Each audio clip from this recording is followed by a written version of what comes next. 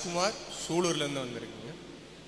கேள்வி வந்து தொழுகை நடத்துகிற இடத்துல பள்ளிவாசல்களில் இப்போ இருக்கிறதுல அங்கே கூறப்படும் வசனங்கள் தொழுகை நடத்தும் பொழுது, தொழுகை செய்யும் பொழுது அங்கே வந்து தமிழில் நடத்தப்படுவதில்லை. தமிழகம் முழுக்க அது அப்படி தான் இருக்குது. அது மட்டும் இல்லாமல் பல கூட்டமைப்புகளுடைய பெயர்களும் தமிழில் இல்லாமல் பிற மொழியில் இருக்குது. என்ன கேட்குறாங்கன்னா, முஸ்லீம்களுடைய பள்ளிவாசல்களில் தொழுகைக்காக வேண்டி மக்கள் அழைக்குவாங்க. அல்லாஹ் அக்பர் அல்ல பாங்குன்னு சொல்கிறோம்ல, இது வந்து தமிழில் இல்லை, அரபியில் இருக்குது, வேறு மொழியில் இருக்குது. பள்ளிவாசலில் தொழுகை நடத்துவாங்கல்ல, அதில் தொழுகையை கூட இமாமா இருக்கிறவர் வந்து அரபியில் தான் என்ன செய்வார், அந்த குர்ஆன் வசனங்களை ஓதுவார். அது ஏன் அரபியில் இருக்குது? அது மாதிரி உங்கள் இயக்கங்கள் எடுத்துக்கொண்டீர்களே, ஆனால் தௌஹீத் ஜமாத்து தமிழில் இல்லை, தௌஹீது ஜமாத்துன்னு என்ன செய்கிறது, வேற்றுமொழி பேராக இருக்கிறது. இப்படி ஏன் வந்து ஒரு தமிழில் இல்லாமல் இன்னொரு மொழியில் இருக்கணும் என்பது ஒரு நியாயமான கேள்வி தான். இது தனிநபர்கள் பேரை கூட சேர்த்துக்கலாம், அது கேட்காட்டா கூட என்ன செய்யலாம். முஸ்லீம்களுடைய பெயர்கள் கூட தமிழில் இருக்காது, பெரும்பாலான பெயர்கள் இருக்கு அப்துல் கார், அப்துல் ரஹ்மான், அப்படி தான் இருக்குது. ஜமாத்து பெயர்கள் மட்டும் இல்லாமல் தனி நபர்களுடைய பெயர்கள் கூட என்ன இருக்கிறது, தமிழ் இல்லாமல் தான் இருக்கிறது. அதை கூடுதலாக கூட அதை நீங்கள் என்ன செய்யலாம், சேர்த்துக்கொள்ளலாம். முதல் விஷயம் என்னென்னு கேட்டால், எங்கள் மார்க்கத்தை பொறுத்த வரைக்கும் மொழியை பற்றி எங்கள் மார்க்கத்தின் நிலை என்ன என்று கேட்டால், எல்லா மொழியும் கடவுளுடைய மொழி. எல்லாம் ஒரு மொழி ஒசந்தது, ஒரு மொழி தாழ்ந்ததுங்கிற பேசிக்கு எங்கள் மார்க்கத்தில் இல்லை. தமிழ் மட்டும், அரபி ஒசத்தி, இந்தி தாழ்த்தி, உருது ஒசத்தி, இது இஸ்லாத்தில் கிடையாது.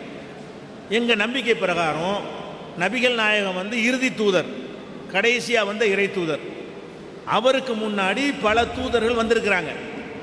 அந்த தூதர்கள் எல்லாம் அவங்கவுங்க பகுதியில் அவங்கவுங்க பேசின மொழியில் தான் அனுப்பப்பட்டார்கள். தமிழ்நாட்டுக்கு ஒரு தூதர் வந்தால் அவருடைய வேதம் தமிழில் இருக்கும், அவருடைய பேச்சு தமிழில் இருக்கும், அவருடைய போதனை தமிழில் இருக்கும்.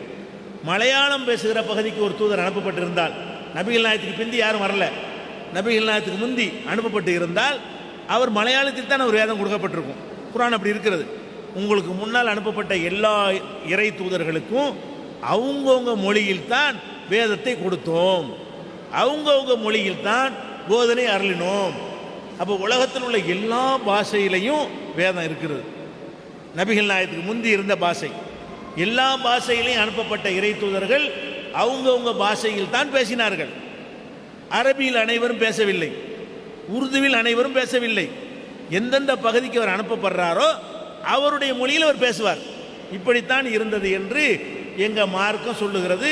அந்த அடிப்படையில் மொழிக்கு எந்த சிறப்பும் கிடையாது. தமிழும் சிறந்தது கிடையாது, அரபியும் சிறந்தது கிடையாது.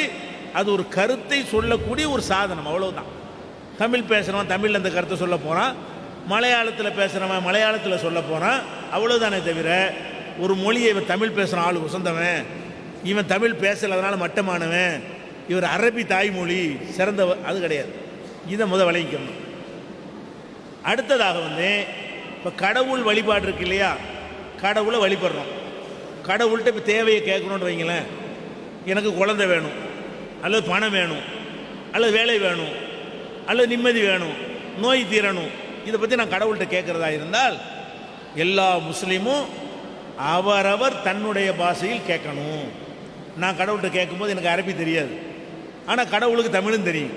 நான் என்ன செய்யணும், கடவுளே என் நோயை போக்கு, அல்லாவே எனக்கு செல்வது, நேரடியாக, புரோக்கர் கிடையாது, புரோகிதர் கிடையாது, கையேந்தி நாங்கள் இறைவன்கிட்ட பிரார்த்தனை செய்கிறோம்ல, தமிழில் தான் செய்கிறோம். உருதுக்காரன் உருதுல செய்வான், மலையாளி மலையாளத்தில் செய்வான். கடவுள்கிட்ட தனித்தனியாக ஒருத்தன் வழிபடும் பொழுதெல்லாம் அவனுடைய பாஷையில் தான் நாங்கள் செய்கிறோம். சரி, அப்போ என் பாங்களை மட்டும் எப்படி செய்கிறீங்க என்று கேட்டால், கூட்டாக வழிபடும் பொழுது ஒரு யூனிஃபார்ம் இருக்கணும். இந்த பாங்கு எதுக்காக வேண்டி, பள்ளி அசலில் பாங்கு சொல்கிறாங்கல்ல, எதுக்காக வேண்டி, எல்லாரும் ஒரு பள்ளிவாசல் இருக்குது, தொழுகை நடக்க போகுது, தொழுகை நேரம் வந்துருச்சு, வந்து தொழுதுட்டு போங்க, இதுதான் இதனுடைய அர்த்தம், நோக்கம். இதை வந்து இப்போ நான் வந்து அமெரிக்காவுக்கு போகிறேன்னு வைங்க, எனக்கு இங்கிலீஷ் தெரியாது, ஆங்கிலம் தெரியாது. அமெரிக்காவோட ஒரு பள்ளியில் ஆங்கிலத்தில் இதை சொன்னான்னு வைங்க, அல்லாஹ் பெரியவன்கிற அந்த அல்லாஹ் அக்பர் என்பது என்ன செய்கிறான் அவன் ஆங்கிலத்தில் சொல்கிறான். நான் போகிறேன்னு வைங்க, இது ஒரு பள்ளிவாசல் என்றோ அது பாங்கு என்றோ தொலை அழைக்கிறார்கள்னு எனக்கு தெரியாது. நான் மட்டும் முடிச்சுட்டு தான் இருப்பேன். நான் சைனாவுக்கு போகிறேன், சைனா பாஷையில் சொன்னான்னு வைங்க, நாங்கள் ஒரு பள்ளிவாசலுக்கு நான் போக மாட்டேன். அதே நேரத்தில் எல்லாரும் ஒரே பாஷையாக சொன்னாங்களே ஆனால் அல்லாஹ் அக்பருங்கிறோம். ஒரு அமெரிக்காக்காரன் இங்கே வர்றான், அவன் என்ன விளங்கிக்கிறமா, அல்லாஹ் அக்பர் அவனுக்கு அர்த்தம் தெரியாது. இந்த ஸ்லோகம் வந்த உடனேயே இது ஒரு பள்ளிவாசல் இருக்கிறது, இங்கே தொழுக நேரம் ஆகிவிட்டது, கூப்பிடுகிறார்கள், அவன் பள்ளிவாசலுக்கு வந்துடுவான். நம்ம சைனாவுக்கு போகிறோன்னு வைங்க, அல்லாஹ் அக்பர்னு சொல்லுவாங்க, எனக்கு சைனா பாஷை தெரியாது, ஆனால் பள்ளிவாசல் அழைக்கிறாங்க என்பது தெரிஞ்சுக்கிறது, நான் தொழுவ போயிடுவேன். இப்படி ஒரு யூனிஃபார்மாக எல்லாத்தையும் அழைக்கும் பொழுது மொழியை நம்ம பின்னுக்கு தள்ளிடுவோம். இப்போ உதாரணமாக நம்ம நாட்டில் ஒரு தேசிய கீதம் இருக்குல்ல, இந்தியாவில் தேசிய கீதம் எது, ஜனகணமனன்னு படிக்கிறோம்ல, இது தேசிய கீதம். இப்போ நம்ம தமிழன், நமக்கு வேறு தேசிய கீதமா, நம்மளும் ஜனகண தான். மலையாளி அவனும் ஜனகண தான், இந்திக்காரன் அவனும் ஜனகண மனதி தான். அப்போ நான் இந்தியாவுக்குன்னு ஒரு தேசத்தை உண்டாக்கிட்டோம்னு சொன்னால் என் மொழிக்கு ஒன்று ஓ மொழிக்கு ஒன்றுனா யூனிட் ஆகாது, யூனிஃபார்ம் வராது.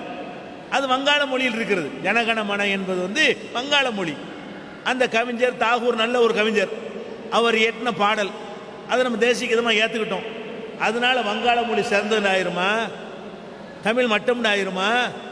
அப்போ வங்காள மொழியில் தேசிய கீதத்தை பாடும்போது என்ன ஆகுதுன்னு கேட்டால், இந்தியாக்காரன் பூரா இதை நாங்கள் தேசிய கீதமாக வச்சுருக்குறோம், மொழி எங்களுக்கு முக்கியம் இல்லை, அது வங்காளத்தில் இருந்தாலும் பரவாயில்லைன்னு நம்ம படிக்கிறோமா, மொழிபெயர்த்துட்டு இருக்கிறோமா, படிக்கிறோம். அப்படி தான் படிக்கிறோம். ஒரு யூனிஃபார்மாக வரக்கூடிய நேரத்தில் யூனிட்டிக்காக வேண்டி ஏதாவது ஒரு மொழியில் தான் இருக்கணும். ஒரு மாநிலத்துக்கு ஒரு தேசிய கீதம் இருந்தால் தனித்த நாடாக போயிருக்கிறோம், எல்லாத்துக்கும் சேர்த்து ஒரு தேசிய கீதம். அந்த மாதிரி இது சர்வதேச மார்க்கம் இஸ்லாம்ங்கிறது. உலகத்துக்கெல்லாம் ஒரு மொழி, அந்த மொழி ஏன் அரபியில் இருக்குன்னு, அவருக்கு அரபி தான் தெரியும், முகமது நபிக்கு அரபி தான் தெரியும், அதனால் குர்ஆன் அரபியில் வந்துச்சு. அவருக்கு அரபியை தவிர வேறு பாஷை தெரியாது. அவருக்கு தெரிந்த பாஷையில் சொன்னதை வச்சுக்கிட்டு இருக்கமே தவிர சிறந்தது என்பதற்கு இல்லை. அரபி மொழி உயர்ந்தது, அரபி மொழி சிறந்தது என்பதற்காக இல்லை, இது விளங்கிக்கணும். அதனால் இந்த பாங்கு என்பது ஒருத்தன் கேட்ட உடனே பள்ளிவாசல் தெரியணும். அதே மாதிரி இப்போ இராணுவத்தில் போகிறீங்கன்னு வைங்களேன், இராணுவத்தில் போனால் மார்ச் பண்ணுவாங்கல்ல, நடப்பாங்கல்ல, லெஃப்ட் ரைட்டுன்னு சொல்லுவான். தமிழ்நாட்டுக்கு வலது இடதும்பானா, தமிழ்நாட்டுக்கு லெஃப்ட் ரைட் தான். தமிழ்நாடாக இருந்தாலும் அவன் லெஃப்ட் ரைட்டு தான். லெஃப்ட்னு அந்த காலை வைப்பான், ரைட்னு அந்த காலை வைப்பான். லெஃப்ட் ரைட்டுன்னு தான் நடக்கிறான் எல்லா மாநிலத்திலையும், இராணுவத்தில், போலீஸில். அப்போ இதை ஒவ்வொரு மாதிரி மாற்றுவோமா? ஒரு யூனிஃபார்மாக ஒரு கமாண்டு கொடுக்குறதா இருந்தால் அதில் எல்லா மாநிலத்து போலீஸ்காரனும் இருப்பான், எல்லா மொழி தெரிஞ்சவனும் இருப்பான். ஹிந்தியில் சொன்னால் தமிழுக்கு விளங்காது, தமிழில் சொன்னால் ஹிந்திக்கு விளங்காது. எல்லாத்துக்கும் யூனிஃபார்மாக இருக்கட்டுமே, லெஃப்ட்டு சொல்லு, ரைட்டு அப்படி சொல்லிகிட்டு இருக்கிறோம். அந்த மாதிரி தான் கூட்டு தொழுகைன்னு இருக்குன்னு பாருங்களேன். அல்லாஹு அக்பர் கையை கட்டிக்கிடுவான், சமி அல்லாஹு லிமன் ஹமீதா கையை தூக்கிடுவான். ஒரு யூனிஃபார்ம், கையை தூக்குவது, குனிவது, நிமிர்வதற்கு ஒரு கட்டளை. அந்த கூட்டு தொழுகைக்கு தான் அரபி இருக்கே தவிர தனியாக நாங்கள் இறைவன்கிட்ட பிரார்த்தனை செய்வதற்கு அரபி தேவையில்லை. அந்த மாதிரி ஒரு அடிப்படையில் தான் அந்த தொழுகை அரபியில் இருக்கிறது. அதுபோக தனி நபர்களுடைய பெயர் இருக்குல்ல, சங்க பெயர்கள், இதெல்லாம் அரபியில் இருக்குன்னு எங்களுக்கு சட்டம் கிடையாது. எங்கள் மார்க்க சட்டத்தில் வழக்கத்தில் அப்படி இருக்கே தவிர எங்கள் மார்க்கத்தில் இந்த பாஷையில் தான் பேர் வைக்கணும் கிடையாது. இன்னும் சொல்ல போனால் எங்கள் மக்களில் இப்ராஹிம் நிறைய பேர் வச்சுருப்பாங்க, இஸ்மாயில்னு பேர் வச்சுருப்பாங்க, உங்களுக்கு தெரிஞ்ச பேர்கள் தான். இஸ்ஹாக்குன்னு பேர் வச்சுருப்பாங்க, எஹியான்னு பேர் வச்சுருப்பாங்க. இதெல்லாம் அரபி மொழியே இல்லை. இப்ராஹிம்ங்கிறாங்களே, இப்ராஹிம்னு ஒரு தீர்க்கதரிசி இருந்தார், அது நபிகள் நாயகத்துக்கு முந்தினவர்.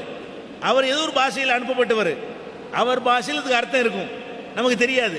ஒரு நல்ல மனிதருங்கிற அடிப்பில் அந்த பேரை வச்சுக்கிட்டு இருக்கிறோம், அரபிங்கிறதுக்காக வைக்கலை.